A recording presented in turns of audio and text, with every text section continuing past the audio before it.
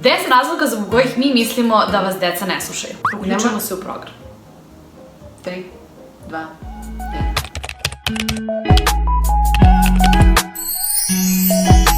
Dobar dan i dobrodošli na kanal Glas vaspitača. Danas pričamo o tome zašto nas deca ne slušaju. Znamo koliko može biti frustrirajuće kada nas deca ne slušaju ili kada nas ignorišu, ali moramo biti svesni da deca to ne rade namerno. Odnosno da ili se igraju neke određene igre ili im je pažnja usmerena na nešto drugo. Tako da moramo voditi računa u kojim situacijama im se obraćamo i na koji način razgovaramo sa njima. Naravno, to isto zavisi od karaktera samog deteta kao i od uzrasta. Na jaslenom uzrastu, kada su deca mlađa, imaju kraću pažnju i na taj način ne mogu dugo da slušaju ono što im odrasli govore. Više im je fokus na igri i na nekom svom imaginarnom svetu. Isto tako kako deca odrastaju, ona stiču nove socijalne veštine, odnosno veštine da slušaju druge osobe. Moramo naglasiti da deca nemaju nameru da nas ne poštuju ili da nas ne slušaju ili čak ignorišu, nego jednostavno su, kao što smo već rekli, u svojoj nekoj igri ili u nekom svom svetu. Potrebno je da ih naučimo veštinama kako bi oni mogli u budućnosti da prate naše instrukcije i da slušaju vaspitače i roditelje. Prvi razlog jeste taj da deca možda imaju problema sa sluhom. To je nešto što vaspitači uvek skrenu pažnju roditeljima ako primete da nije dete koje ne želi da sluša ili nema dovoljnu pažnju, već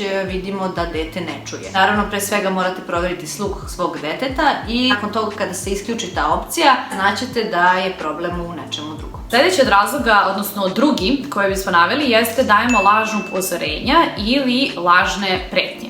Kada kažem lažno upozorenja, to je kada kažemo brojim ti do 3 ili koliko puta moram to da ti ponovim, da li je moguće da opet ne slušaš. To su sve neka lažna upozorenja. Ako se previše puta ponavljamo, detetu nećemo dati utisak da stvarno to i mislimo i dete će nas ignorisati. Moramo naučiti dete da svaki put kada nešto i kažemo, da će se posle toga to i desiti. Daćemo primer. Treba da posle crtanja skloni sve bojice. Ne trebamo 500 puta ponoviti skloni te bojice, skloni bojice, pokupi za sebe. Potrebno. Da, jako je često to potrebno, nego držati se da se jednom ponovi. Ako to nije uradio jedanput, slede posledice, naravno fair posledice koje će dete, da kažemo, pretrpeti.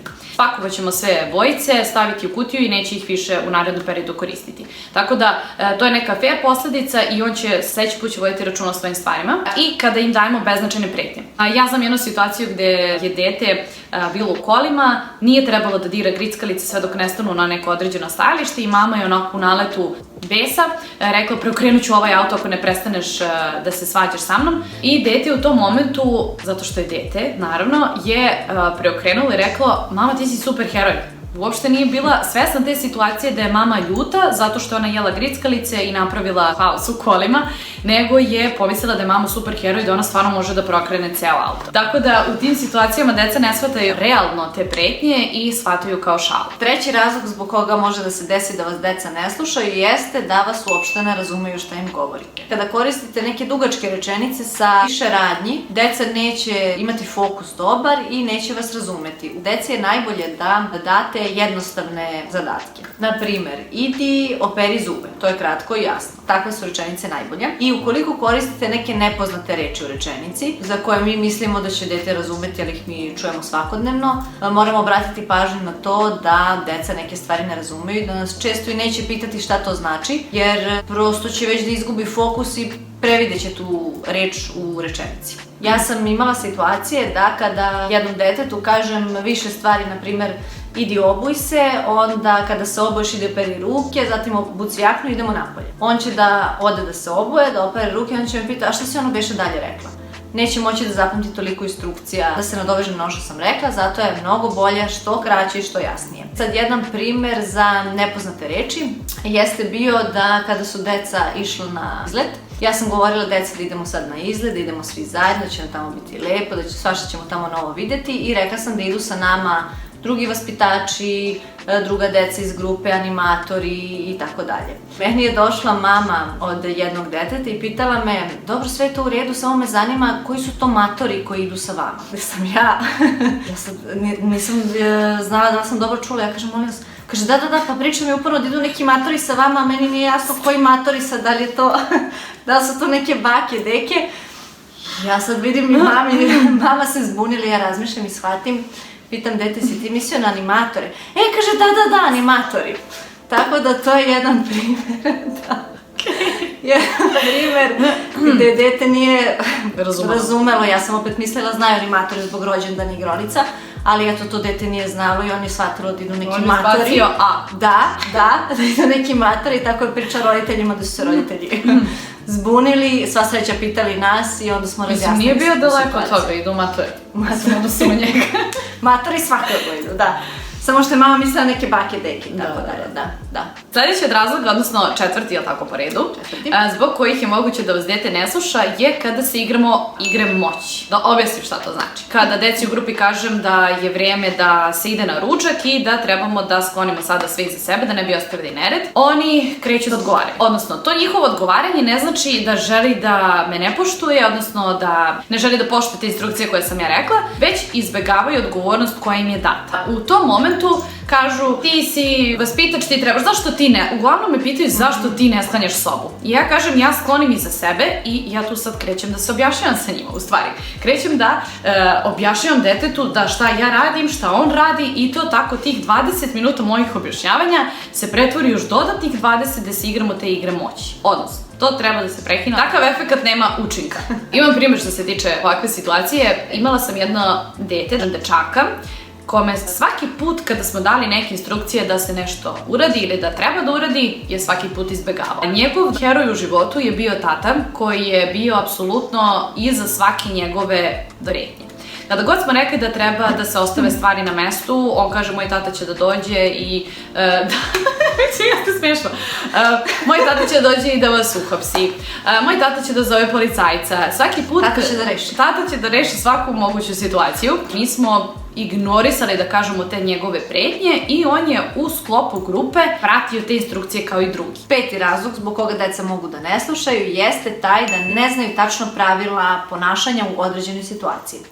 To znači da kada se dete nađe u novoj situaciji, ono je više fokusirano na to da istraži novu okolinu, da je analizira, nego da sluša neke informacije od vas u tom trenutku. I zato vi imate utisak da vas dete ne čuje, u stvari on samo ne može da obradi previše novih informacija i previše novih stvari. Zato moj savjet jeste da pre nego što idete bilo gde, prvo uputite dete i objasnite mu pravila ponašanja na tom mestu. Kao na primjer kada vodite dete u zoološki vrt, vi trebate da ga pripremite za početak na to da postoji mogućnost da će čekati zajedno u redu sa vama za kupovinu karata. Zahvaljujući tome, dete neće da se nađe u situaciji koja mu je nepoznata, nego ste ga vi već pripremili na tako nešto. Ono što je važno da napomenem jeste da kada deci kažete budi dobar ili lepo se ponašaj, to za njih ništa ne znači. Morate da date tačne i jasne instrukcije šta znači biti dobar. Znak da vas je dete čulo i da je slušalo vaše instrukcije jeste taj što će tražiti potvrdu od vas. Konkretan primjer jeste da dete pita mamu, mama, tako da se ova životinja ne dira. To je znak da vas je slušalo i da je pratilo i upamtilo instrukcije.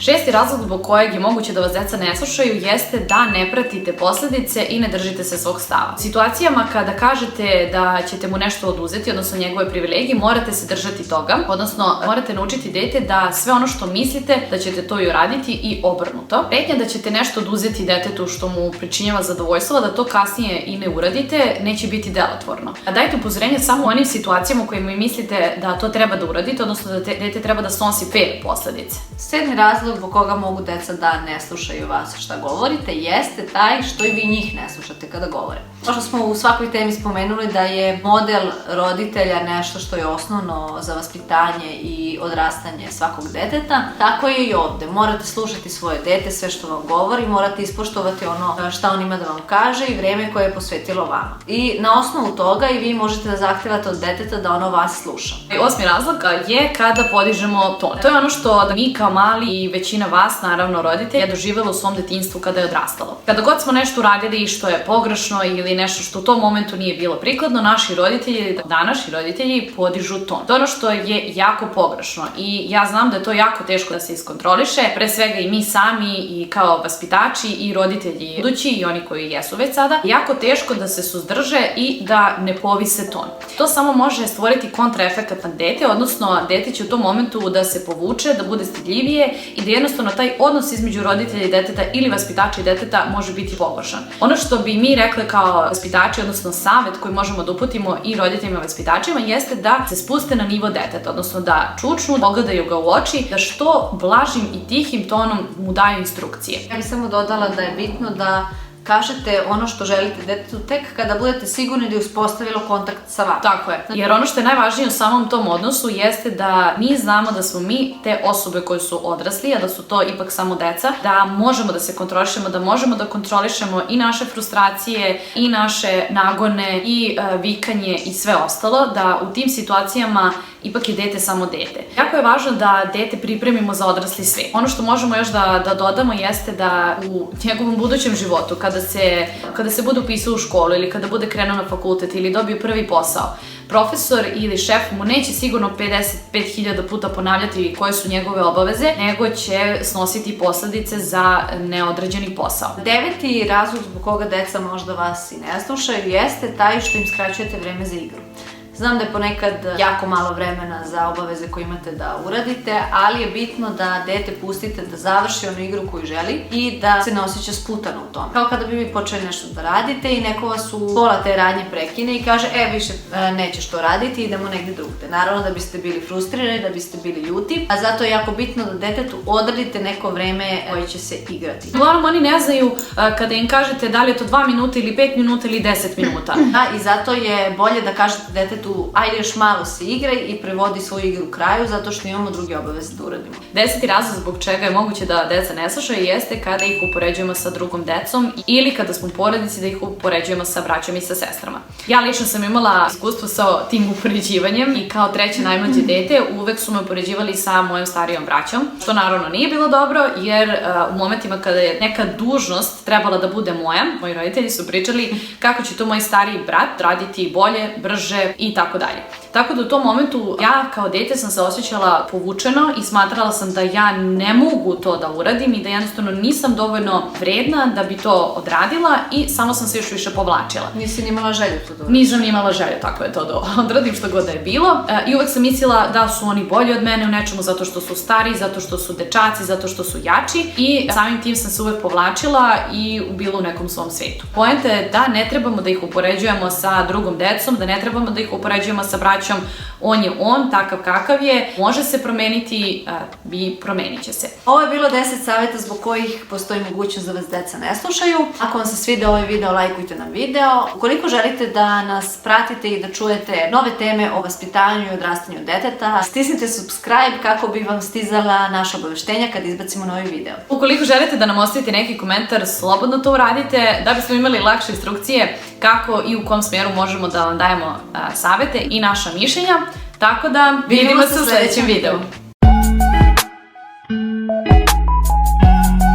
Behind the scenes.